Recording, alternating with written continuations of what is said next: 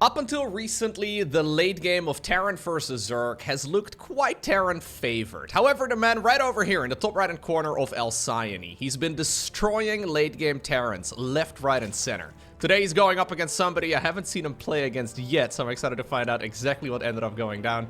In this best of 3 series, with the red Zerg pieces, we have none other than Rogue, and his opponent down in the bottom left, playing with the blue SCVs. We're looking at Oliveira's main command center.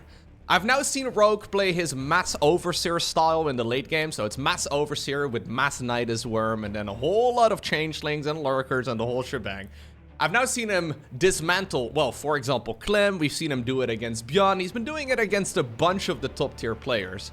Oliveira, though, certainly ranked amongst the very best in the world, so I'm excited to find out exactly what ended up going down between these two legends. Rogue, of course, though, historically one of the all-time greats, recently completing his mandatory military service, and he's already cooking up new builds. So in case you're way out of the loop, maybe you haven't seen this just yet, this is a recent development in maybe the last 2 weeks or so of the game.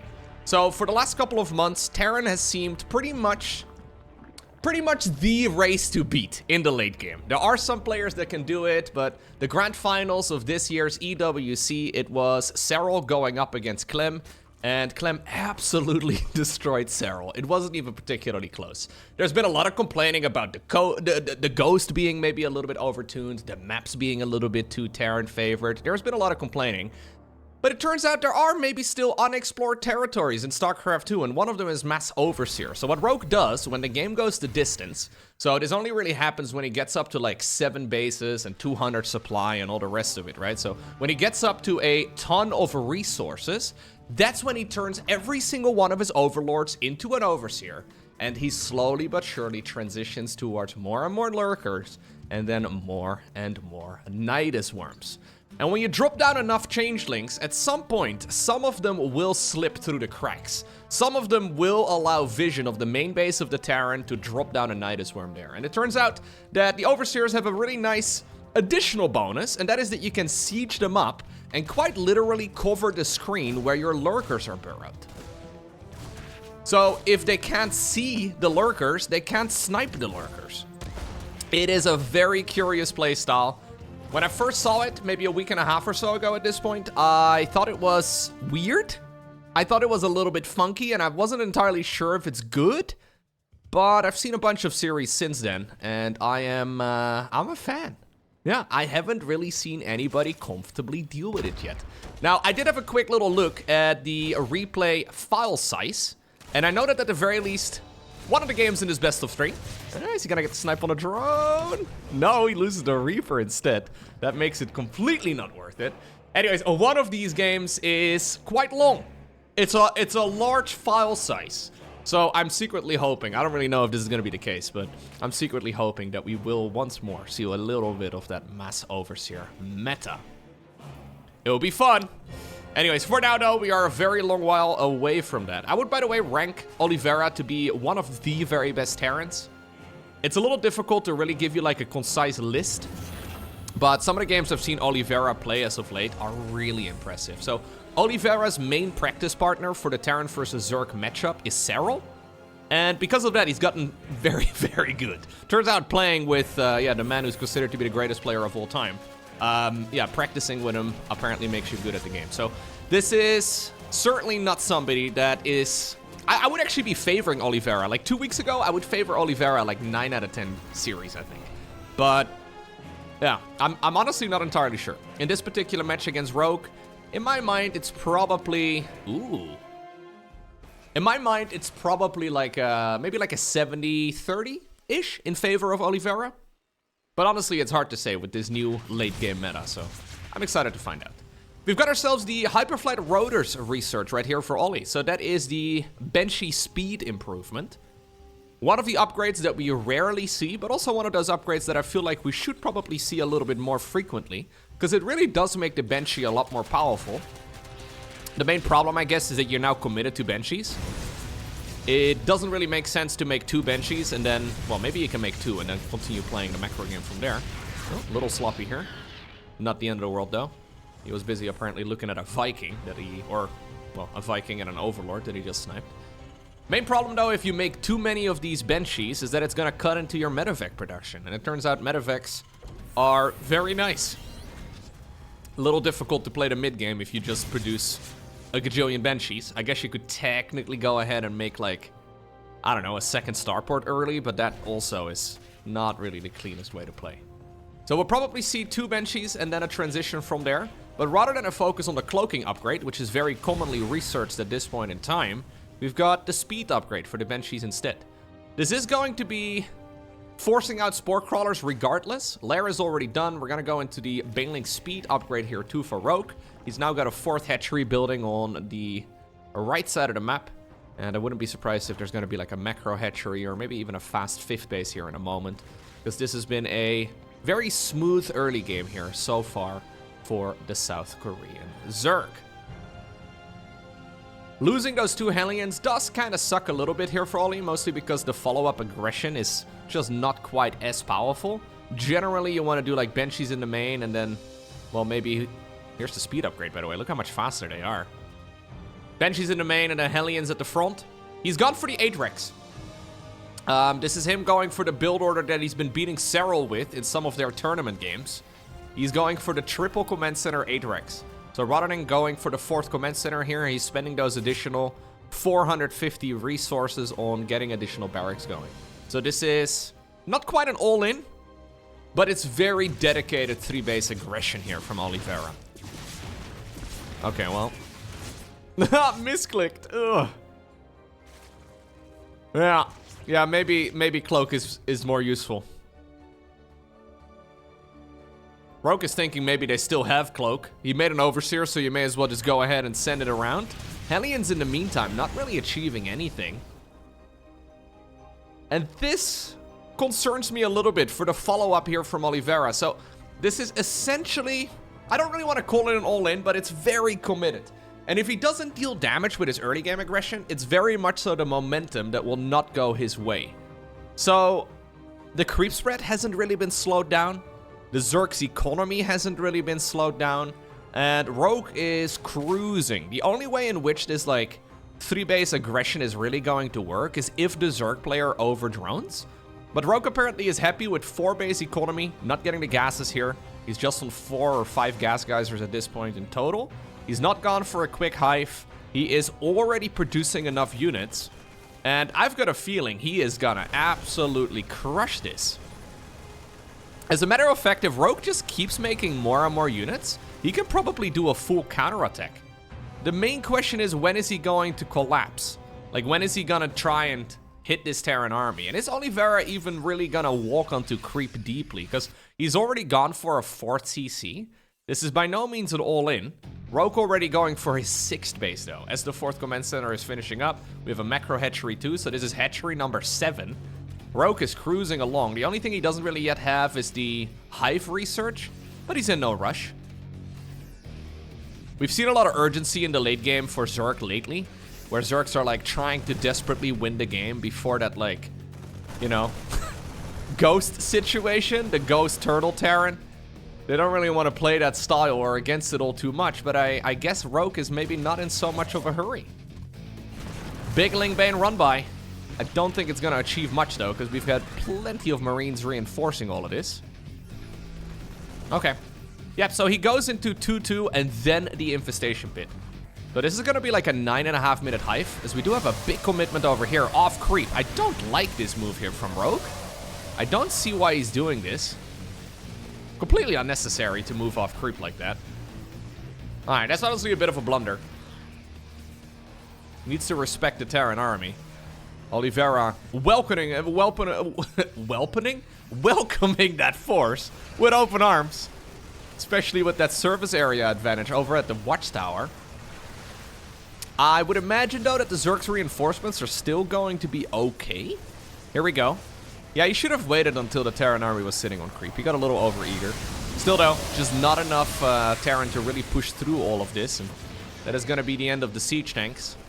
There's only one available at this point in time, and that means that Oliveira is going to have to, well, either continue dropping, but at least his main line of attack has been stopped.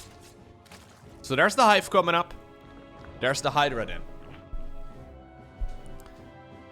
We've been seeing a lot of like 6-minute, 50-second hives for Zerg lately, because they are trying to get those lurkers out as quickly as possible, mostly because they don't want to be fighting Mass Ghost. But you can see here that Rogue he's kind of chilling. He's having a good time. Slowly moving onwards as far as the economy goes, not really rushing the upgrades, but ultimately all the roads do lead towards lurkers eventually. Okay, so let's see. We don't yet have a Ghost Academy. As a matter of fact, we have a transition towards Liberators instead. Bit of a curious one. Another command center is coming up. 2 more of them are building right now, so that is going to be a nice iron bank that Oliveira is trying to set up. I think that big engagement actually off creep really does help out Oliveira quite a bit. Another fight off creep. This time around though, unsiege mines and unsiege tanks works out a hell of a lot better for the Zerg player. 2-2 also just finished here, so Rogue is going to see if he can maybe test the waters a little bit on the other side of the map. And you know what? This army right now for the Zerg is looking massive. Good retargeting right there by the Terran player into that clump of banelings. At the very least, he got rid of some of them. But suddenly, you blink twice. And there's a Zerg infestation at home! Oh, okay.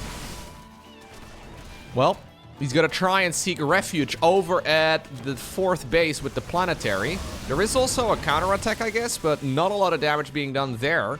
There are still some Marines running around, and they will certainly get some damage in, but it's not gonna be nearly as much as what Rogue is doing here on the other side of the map, although, yeah, truth be told, this is still managed pretty nicely.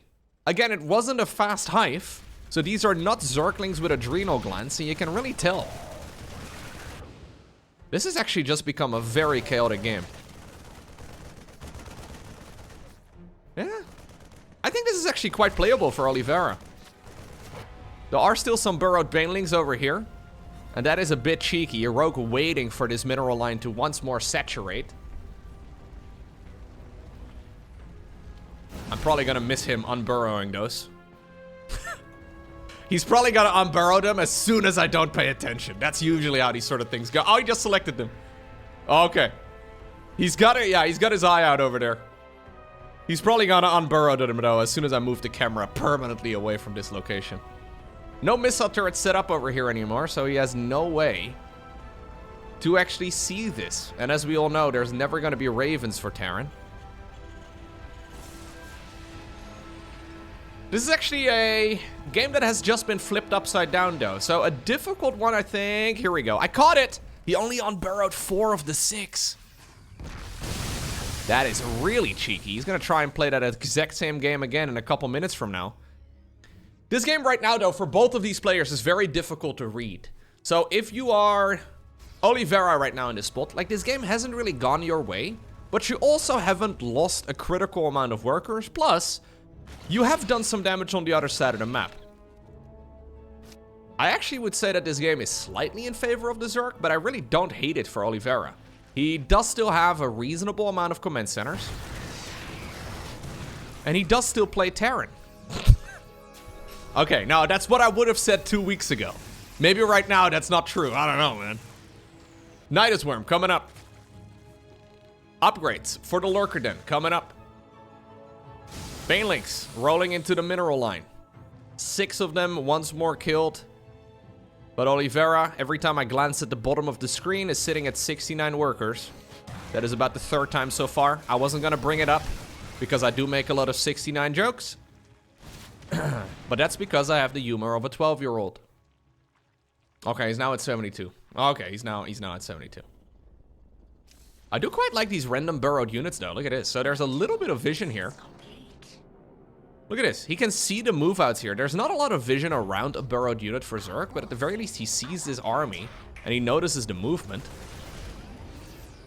We are, by the way, entering Overseer territory. 92 workers, loads of money in the bank. We have 15 overlords. I think this is the prime time. Nidus Worm number 2 coming up.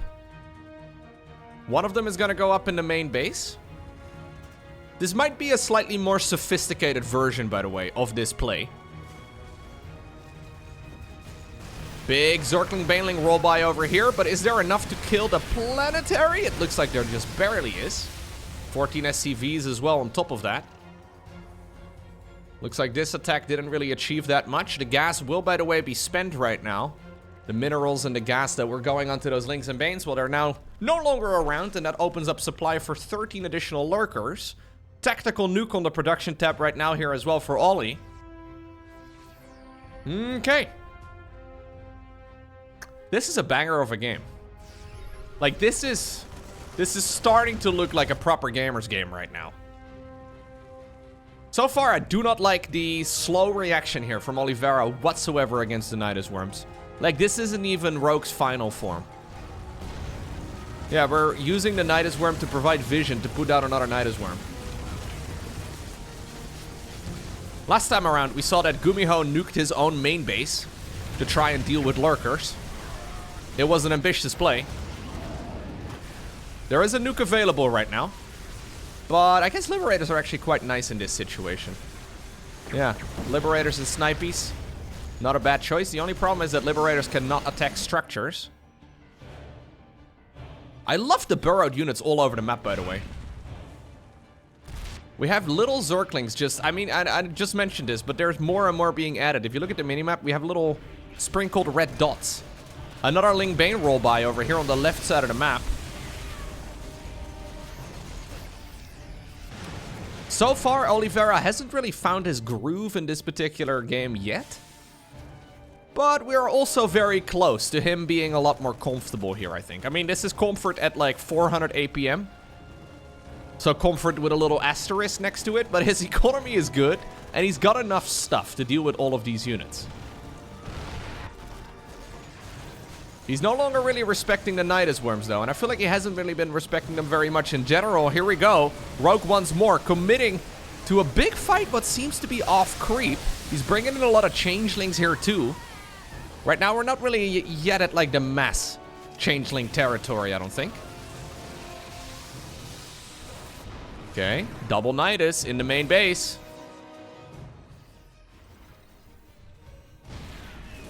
Okay, but these Nidus Worms are, of course, not free.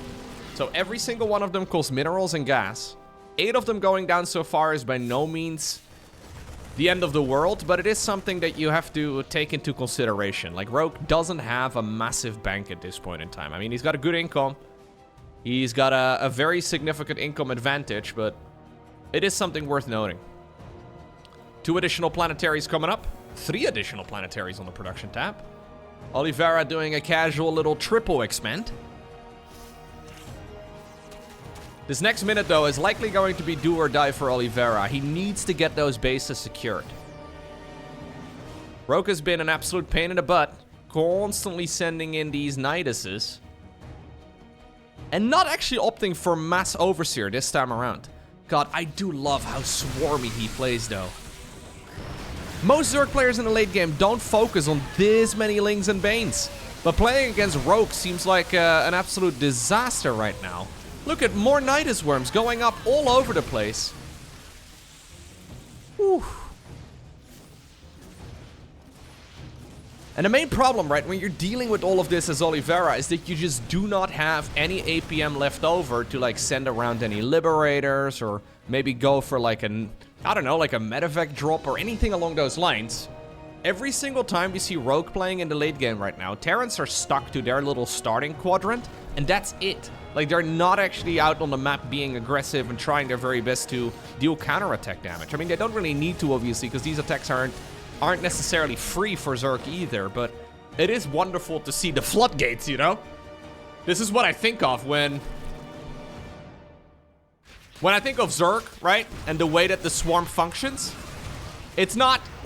It is not that, like, Infestor Brute Lord type of unit composition. This slow, methodical army. Although that's fun to see every once in a while. I think of the swarm. It's a very lore-accurate style. Now, finally we have some counterattack damage again. Liberators on the right, nuke in the middle. Medevacs going around. Okay. And Oliveira actually crawling back in this game now, though. Lovely splits here against those mines. Good retargets as well. Medevac is now empty.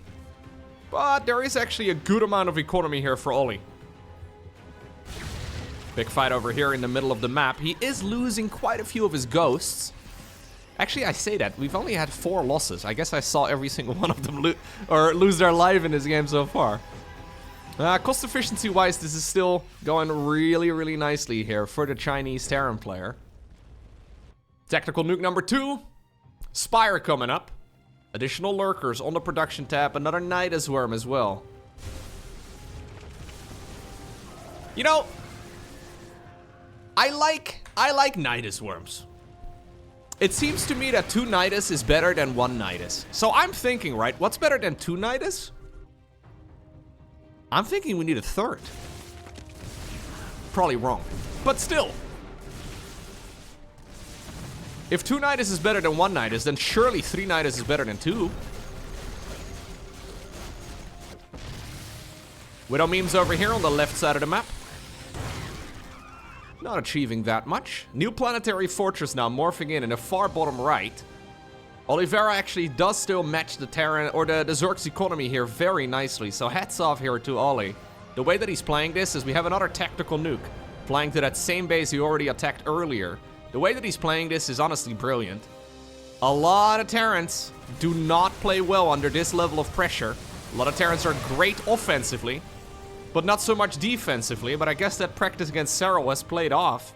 Or, it paid off, but it also played off for what it's worth. Really nicely done.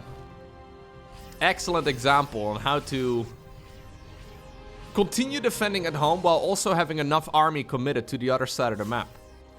Finally, it's time for the fusion core. So this is actually very late. We've had a lot of Liberators die already. This is ultimately going to be for a Liberator transition for the advanced ballistics upgrade. Building armor, high-sec auto tracking. These are the luxury upgrades for Terran. And despite this very chaotic game, he is actually hanging on. Interestingly enough, there is a Spire now. A single Spire coming up for the Zerg here that is researching the +1 air attacks. 22 minutes in, we're making 19 Overlords. So that is for the Mass Overseer strategy. It's gotta be. It has to be. Already, though, we have had so many Niduses work out, and this is actually now starting to kill a lot of the production. That will hurt. Big fight over in the bottom right-hand corner, too.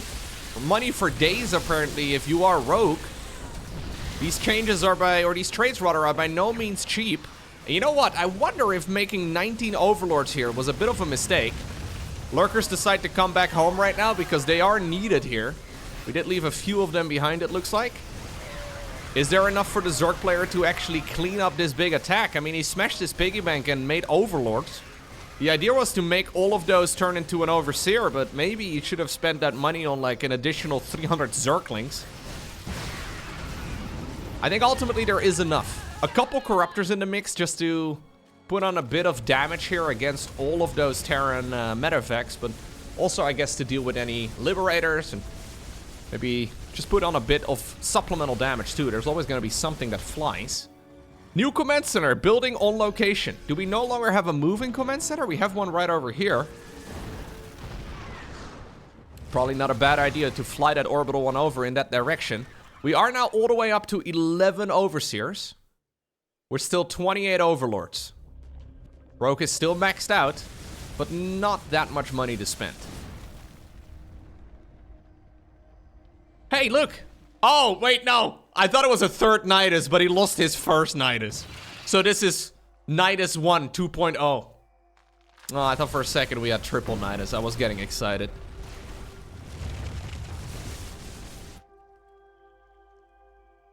More Overseers.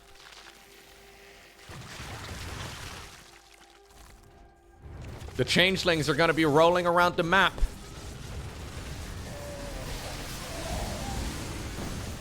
Big fight in the meantime, though, up north here for Oliveira. He managed to shut down one of the Zerg's bases here in this area. He's only got 33 SCVs remaining and not a ton of income. As a matter of fact, I think this is basically his only income right over here.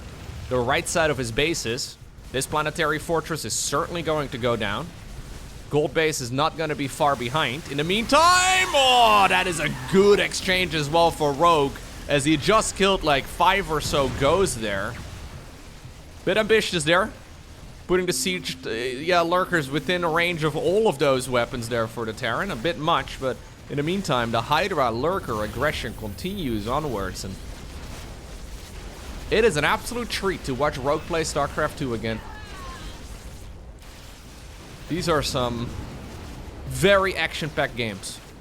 This seems like a more sophisticated approach to Mass Overseer, rather than what we saw over the last couple weeks. Rather than going Mass Overseer, we're supplementing them in. We're using them in addition to everything else that we've got. I think that's probably the style we will see Zerg players settle with in the end. Okay. Oliveira is broke. Again, Rogue is outmining him heavily, and he has been for like the last 20 minutes. The trades have not been particularly cost efficient, but also not the end of the world. And this, I think, is primarily here for Oliveira, his last line of attack. Does he have enough? He's got 12 SCVs, but 90 army supply, so don't let the army supply fool you too much. The only problem here, or the total supply count rather, the problem here for the Terran is that he can't really fast attack this. Like, he can't, like, speed onto the creep and just scan and kill everything, because there's lurkers. There's overseers right now sieged on top of all of those lurkers too, making it difficult for the ghost to actually snipe all of this down. We have a single medevac drop. Rogue in firm control of this game though, ever since the very beginning.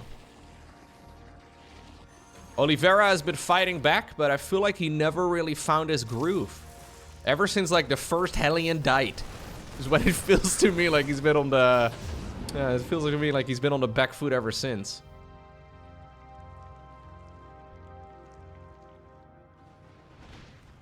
What's cool to me, right, with the Mass Overseer stuff is that for the longest time over the last half year or so, it kind of feels like Zerg maxes out with their best army that they can make at like minute 11.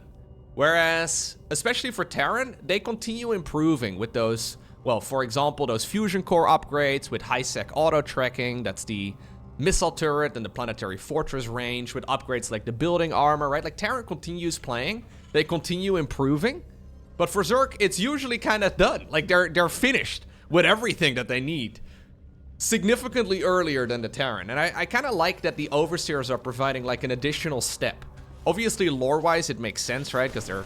Oh, well, the Marines did get a single Overseer. Or a single Viper, rather.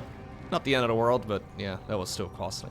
But it's nice. It's nice to see that we have an extra layer added into the late game here. So this is Rogue now playing it a bit slower. Oliveira is saying, come at me, bro. He is sending out a hit squad of Marauders here. This kind of reminds me of the Great Train Robbery in the Wings of Liberty campaign. Where you get the adjutant in the campaign. There's those squads of Marauders going around the train tracks. Okay. Rogue is smelling blood right now. Does he have enough to overwhelm this base? This is the last economy here for Oliveira. There's another base just a little bit south of this, but some decent snipes. But I think the lurker count is just too big. 17 of them.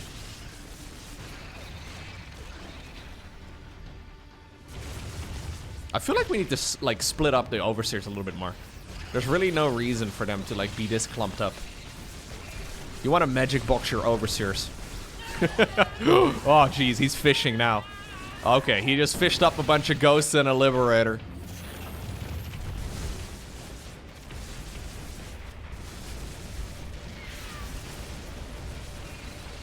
Getting a lift on the base, I think, is enough. That's shutting down the eco. And in the meantime, in the far top left, well, we have 45 drones trying to mine one mineral line. It's a little much. You can get up to... You can get value up to 3 workers per mineral field.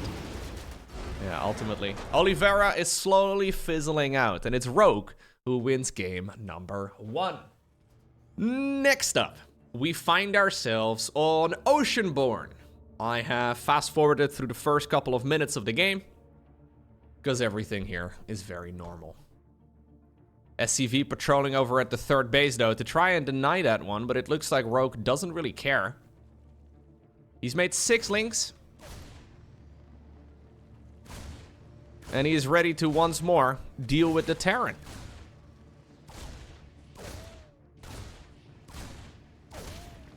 Rogue really has gotten very good again, though, very quickly. Like, when he first came back, it was clear that he wasn't really all too up-to-date on the meta, and he was playing strategies that nobody had really played in, like, a year. But he adapted fast.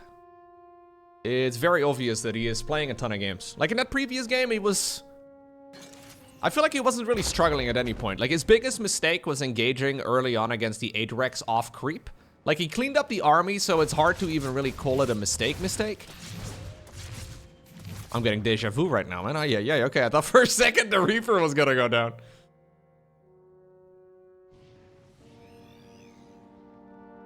It is nice to see, though, how good a Rogue really is once more.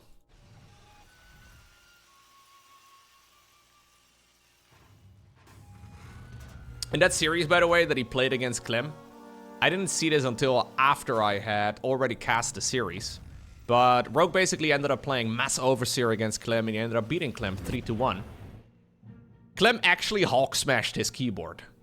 Like, Clem was so tilted against the Overseers that he actually, like, he smashed on camera with a fist straight onto his keyboard.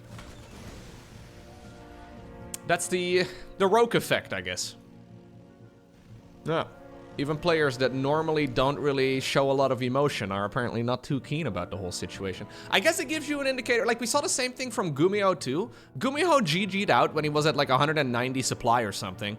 Okay, maybe that's a bit of an exaggeration, but a lot of supply and some money in the bank, and he just randomly tapped out because he had enough. It's very stressful playing against that style. There's a lot of fires that you constantly have to put out, and Terrans have grown very comfortable turtling up in the late game. Maru has shown them the way. But apparently Rogue is here to say hello. See how it goes. Okay, now I already like this better here for Oliveira. He did lose a Reaper, but that's okay. But slowing down the creep spread is really, really useful. We, by the way, do have the cloaking field this time around. Triple command center again. Additional barracks coming up. So nothing all too funky here from Ollie. There's the lair. About 5 minutes. We'll probably see a baneling nest in just a moment. I would put it right over here. No. Right about right over here. Right about right now. Okay, we're not doing it. Baneling nest goes over to... Where's the baneling nest? Okay.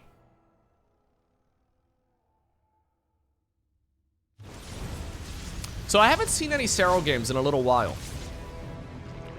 Cyril, I don't think he's really shown any games since playing the Esports World Cup.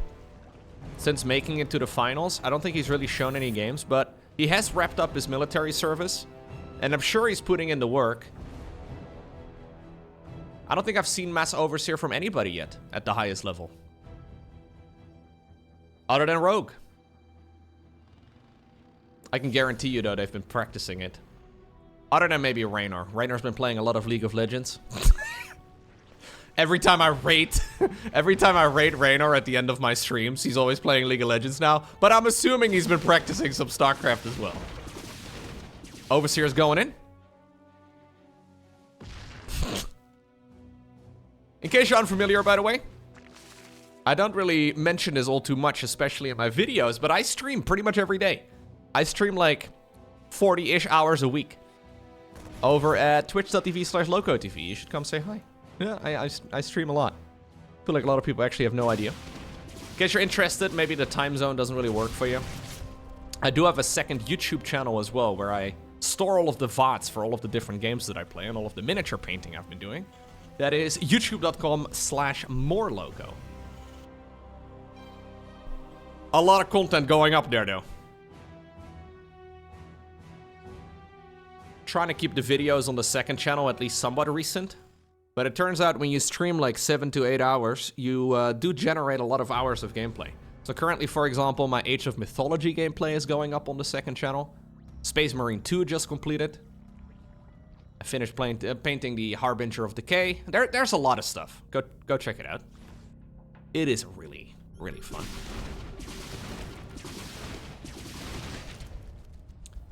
Banshee's putting in some work there. You can feel that this game is a lot more comfortable right now, right, for Oliveira. So it's not even that anything significant has changed. So Baneling speed is not yet finished. Now it's done. Okay. But the creep spread is not quite as far. Nice hit as well on that Widow Mine. Banshees get a little bit of damage in. It's only 4 drones, but the creep spread here has been much, much hindered here for Rogue. Obviously, that doesn't mean that Oliveira can just steamroll straight to the win. But at least he can layer different attacks a little bit easier.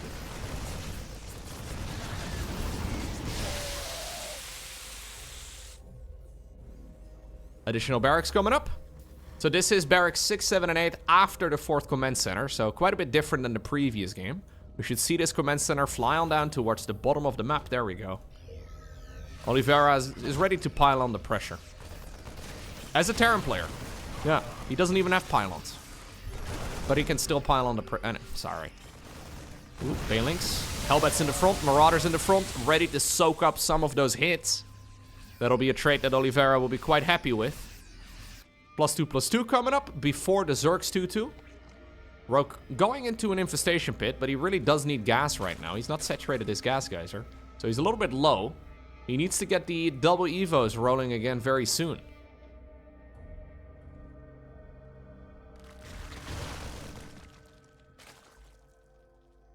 Okay.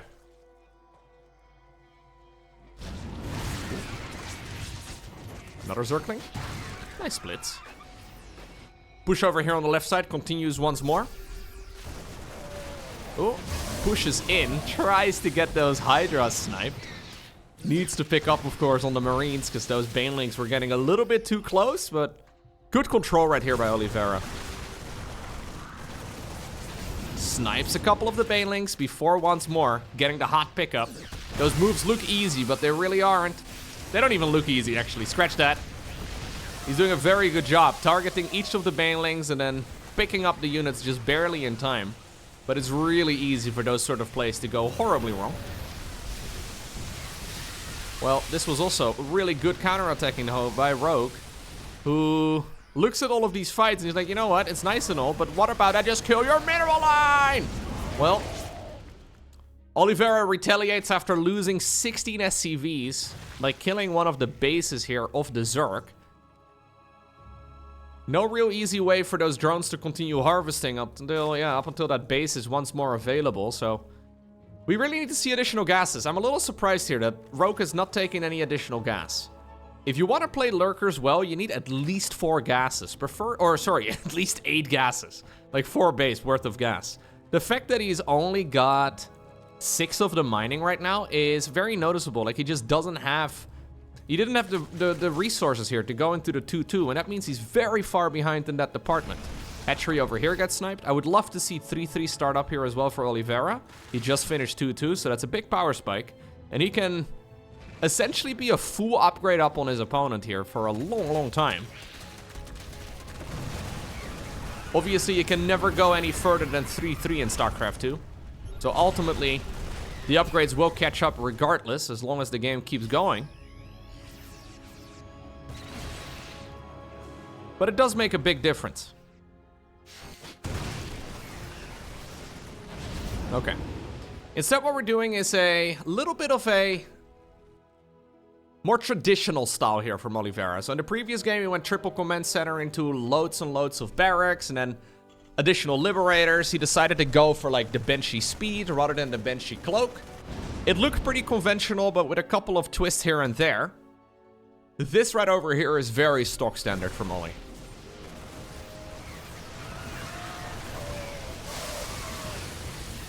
He realized, by the way, that he had not yet started up his upgrades. So he started one of them. He'll probably go back and get the other upgrade rolling here momentarily too. Ultimately though, right? Even though Oliveira is dealing all this damage, and even though he's getting all this creep denied, ultimately, Rogue is still arriving with the late game army that he was looking for. So he is going to get to Lurkers, he is going to get to Lingbane. This is now him forced to play a bit more of a defensive match instead. So let's see how this goes. I don't know if this is something he's been playing as much. I feel like most of the games he's the one in charge. It's going really well though here for Oliveira. But by no means an easy, smooth victory right now. Second starport coming up together with a fusion core.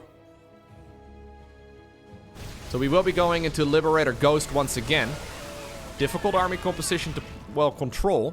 And once more, Rogue is constantly finding little cracks in the armor. More SCVs are gonna end up going down. And honestly, these little run-bys, they keep coming at the perfect moment. They're really allowing Rogue to stay in this game. That's another 20 SCVs down the drain. The first time around, that really bought him a lot of time. I'm wondering if this time around it will be the same. Not really losing a ton of bases at home. Zergling still going to town.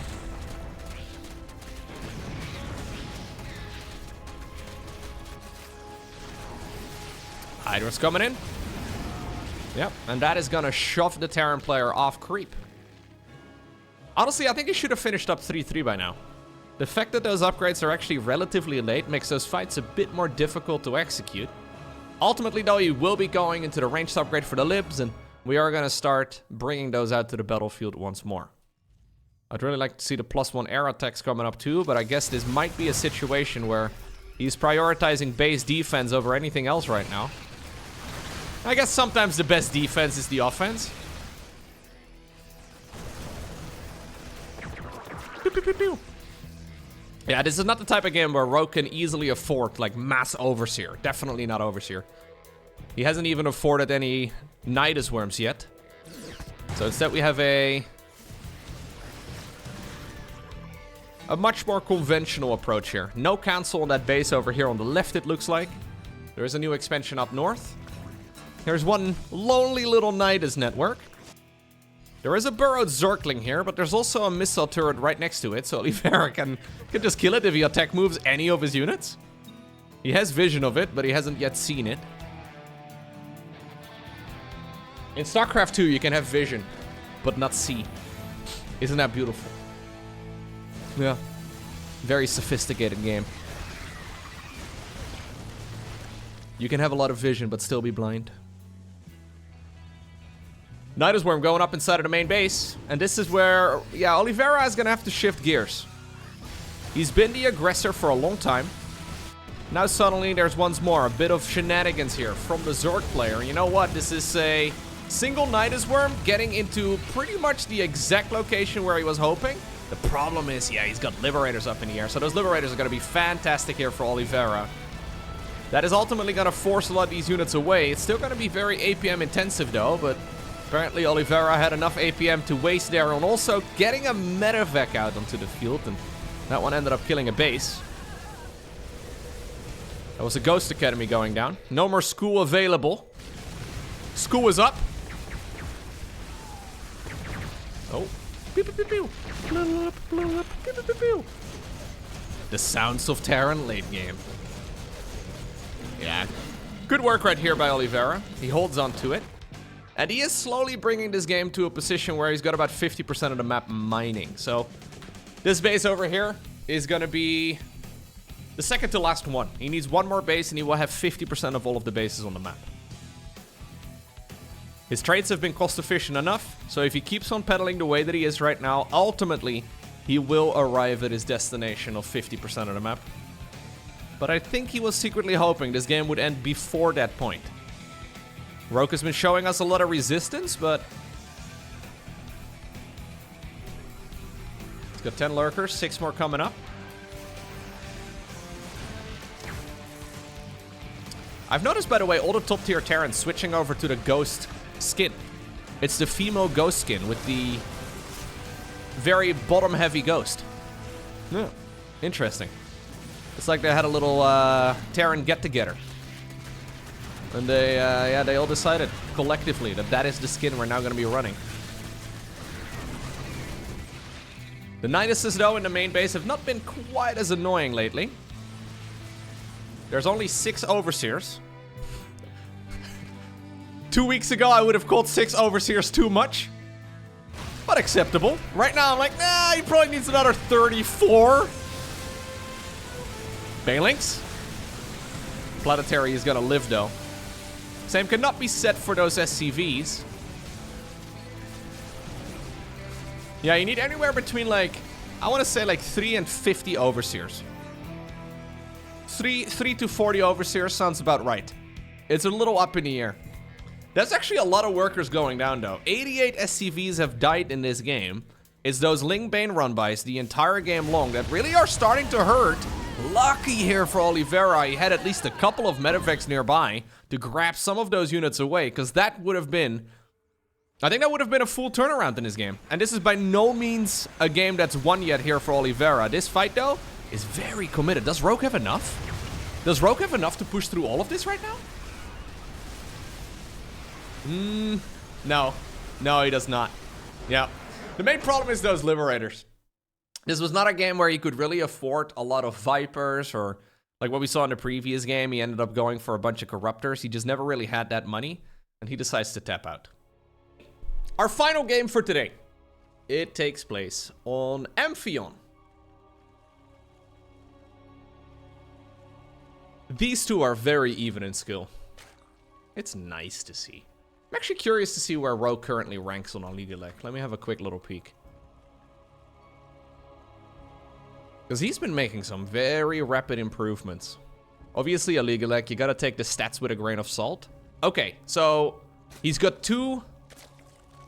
No, he's got 4 green arrows right next to his username. And he's considered to be rank 14 in the world so far. He's actually overtaken Shin in the ranking. So Shin used to be the rank 14, but apparently he just overtook him. Not bad. Seems like he's still on the up and up, which is really nice to see. Oh, he has actually joined Team Falcons. Interesting. Yeah, this is a Saudi Arabian esports organization. They did really well during the EWC. Okay. Anyways, nice to see that there's still a lot of teams, though, interested in StarCraft and trying their very best to pick up good players. And I think Rogue is a good pickup. Yeah. It's always a bit of a guessing game, right? When somebody comes back from the, for example, the Korean military, they haven't been able to play the game in like a year and a half, and you don't really know how good they're going to be. It's always a bit of a gamble. But if StarCraft 2 was a game with stocks, right? I'd be invested in Rogue right about right now. I feel like Rogue is a good investment. The man is clearly on the up and up. It's really only been a couple months at this point, and yeah, been playing well. All right, so let's see. Oliveira was thinking about blocking the third base for a little bit, but decides better of it. Pretty safe approach here from the Terran player. Decides to even keep the Reaper at home right now. So in the previous games, he almost lost the Reaper twice. Well, he actually lost it once in game number 1. Apparently this time around, we're not going to bother with any of this. Instead, we get to do this. I don't know what this is. Maybe this is a Terran mating ritual. There's no way of knowing. Maybe a Terran player here can enlighten us as to what this is. He knows it's a hedge first, so he's not really too concerned about early Zerglings. Rogue is like, bro, I thought we were dancing. Weren't we dancing? Little Reaper man, hello? We were promised to dance. Well, Link Speed is going to finish up soon. Ah, here's... Oh, they danced! Damn. Sorry, can I swear? I don't know. That was clean. Suddenly, those links actually become a really big problem, though. Because, yeah, you can't really do the switcheroo right now with the factory. So he probably wants to make Hellions after this, but if you lift up the barracks right now, you're probably going to get Zerglings in your main base. Can't make any SCVs right now out of this orbital command. Losing that one Reaper actually buys Rogue like a good 45 seconds or so, and he immediately capitalizes. Overlord speed. Are we gonna go for a queen drop, or like what exactly is the plan here? Maybe not 45 seconds, maybe 30 seconds, but that is significant in a game of StarCraft. No, we're just going Overlord speed. Well then, I don't know if I like Overlord speed that much. Like, that is where we're gonna be spending our money? Yeah, it's okay. It's alright. It means that he's not producing a queen and that he's gonna get perfect vision. Now, like we have already discussed, even when you have perfect vision, it doesn't mean that you see. StarCraft 2 is a very philosophical game like that. But he's gonna scout and see that, yeah, everything's normal. He will see, though. I say it's normal. It's normal for, like, the meta from 2 years ago. Generally speaking, in 2024, we have a third barracks before, or sorry, a third command center before adding on additional barracks. Oliveira decided to delay the third command center here in favor of additional racks instead. So that is actually quite significant.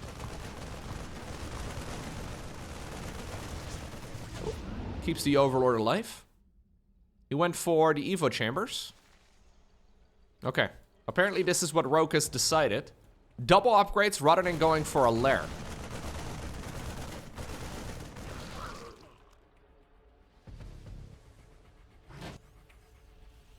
So,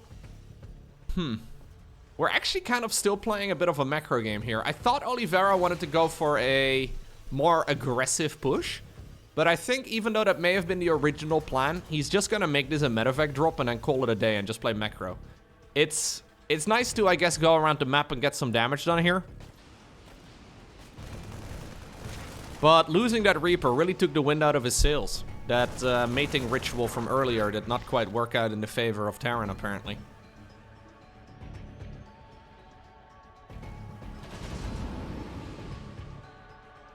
Baneling Nest, though, is gonna not get Baneling speed here anytime soon. So that is the main downside of this opener here for Zerg. And maybe that's something Oliveira can lean into, because those Marines are gonna hit like a truck, yeah. Not enough Zerglings, you need at least like 30 links or so. Drones are gonna be pulled away from their mineral lines, but this could be the beginning of something really nice here for Oliveira. 28 Zerglings just about to pop. Drones once more pulled away.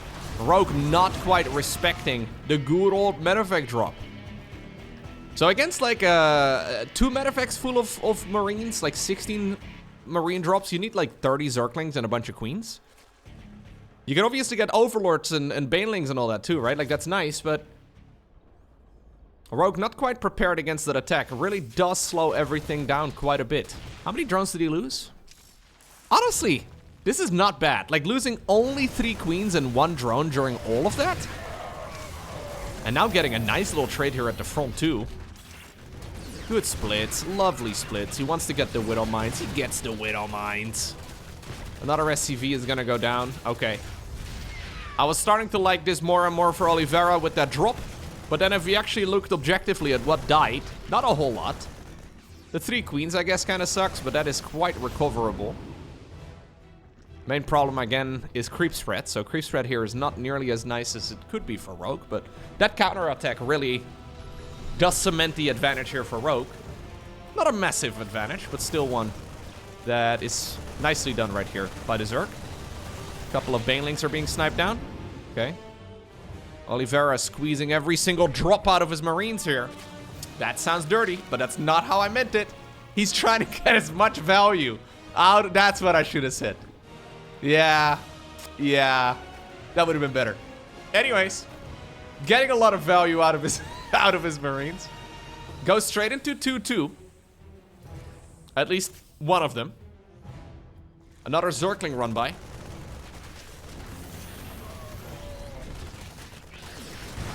Ooh, okay.